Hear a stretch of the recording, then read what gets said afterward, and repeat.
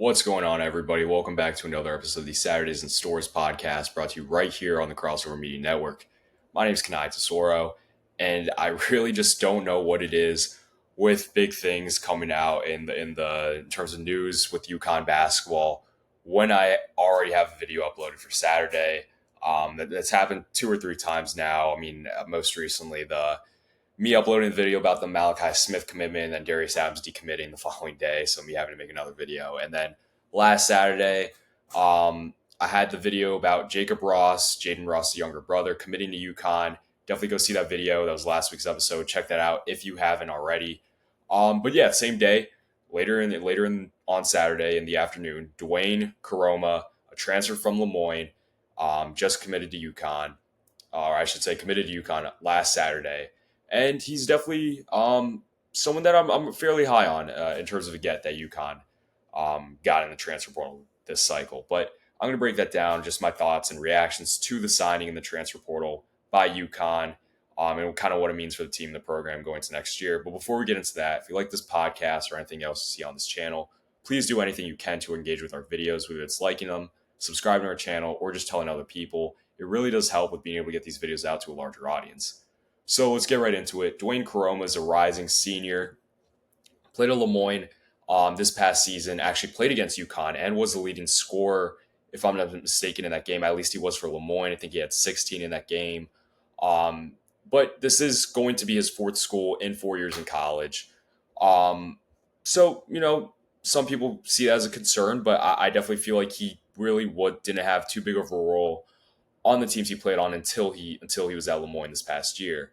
Now he is originally from Berlin, Germany, but he came over and he played for Rick Pitino Iona, so he's definitely has some experience there in playing for a high level caliber coach, which he's going to be playing for in Dan Hurley and the rest of the coaching staff this season at UConn. Now last year at Moyne, he averaged 11.5 points. Added to that was 7.2 rebounds, 2 assists, almost 1.5 steals a game.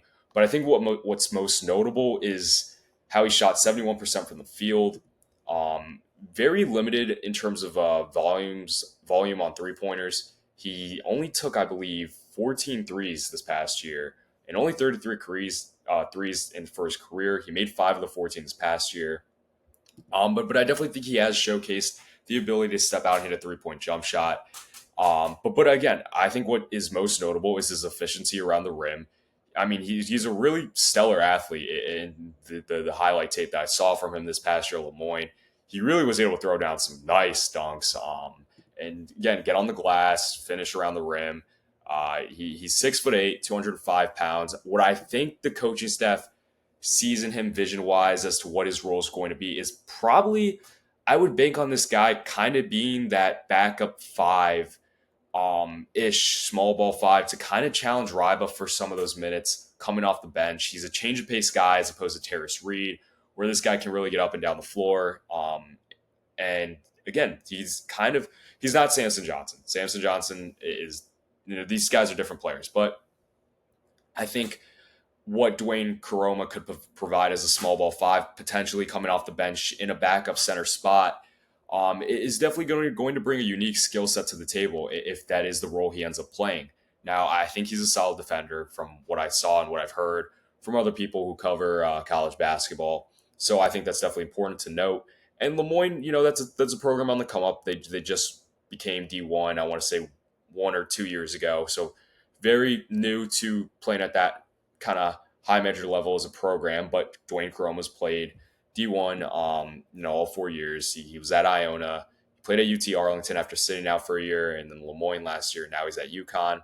Again, this is a guy who's going to be coming off the bench, and probably won't see all too many minutes. I think it's going to be a very similar deal to what Jacob Ross is probably going to be in next year. Jacob Furphy, the guys of those likings, where they're kind of mainly there to push the starters and high volume minutes guys in practice, make them compete in practice every single day and maybe try to prove themselves that they're worthy of getting minutes here and there when needed. And I definitely think this provides a lot more added depth to the wing spot behind Caravan, Stewie, Jay Ross, Jacob Ross.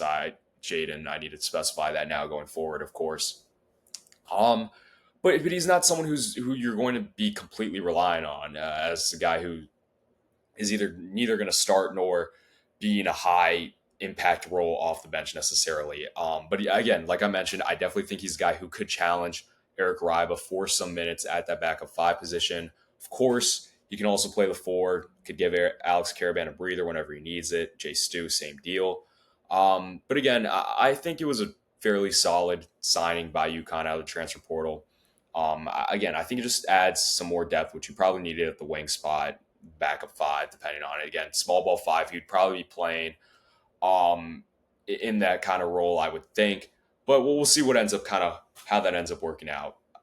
But yeah, again, I don't really have too much else to say regarding the signing.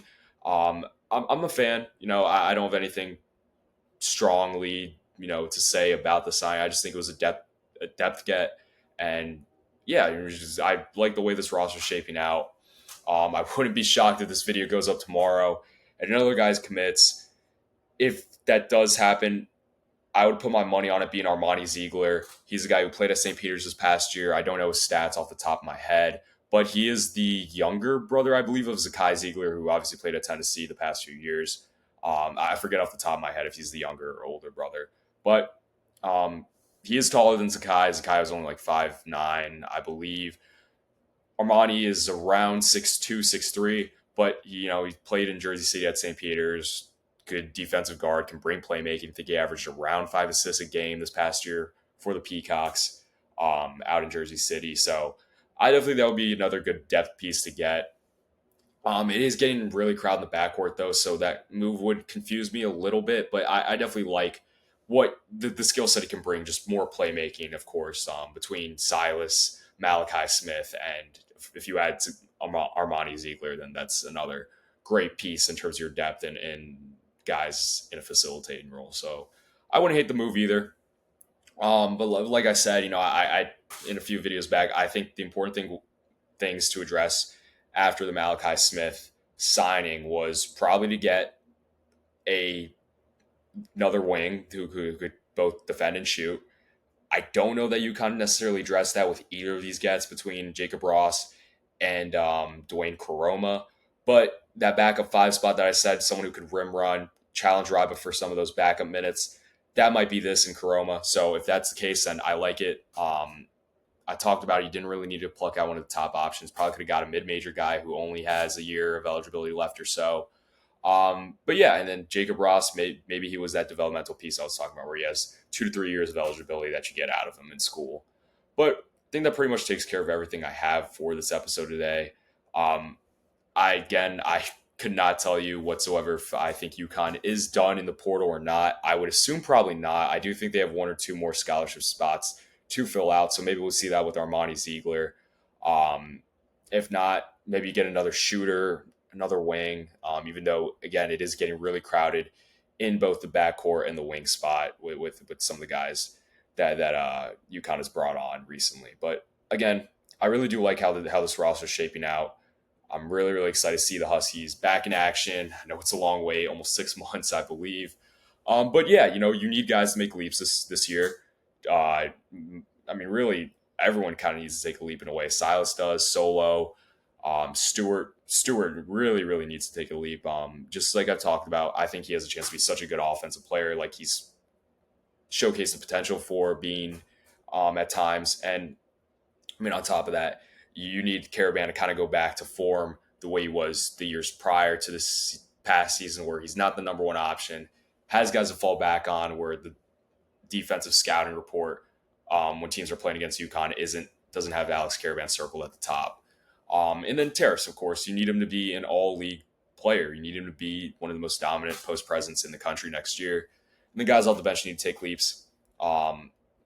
Malachi, he's more so of a finished product, change of pace. Backup point guard, Jaden Ross is someone who I've talked about a lot. I think needs to make a big leap, and I think he has a chance to. I know I saw comments on the last video talking about how they felt Jaden Ross is a lost cause, and I understand. I understand the points you guys put in the comments. I get where you're coming from. I understand he hasn't showcased really the talent that I think Dan Hurley's talked about, and a lot of people still, maybe deep down, including myself, believe that he has the potential to show. And I just think for some players, it just comes later than others. And Jaden Ross might be one of those guys. And maybe I'm wrong. Maybe Dan Hurley's wrong. Maybe Jaden never gets there. But I definitely think he has a chance to be. I mean, the shot looks pure.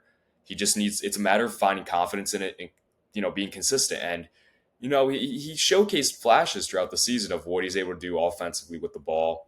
And I think if he's able to become more of a confident player, and get more reps in over the summer, being a little bit of a bigger role than he was this past year, then maybe he has a chance to show that. And defensively, he's a willing defender. I'm sure his younger brother Jacob is coming in with that same mentality too. Immediately, I think back to him getting the strip steal on Nemhard at the Garden this past year against Gonzaga.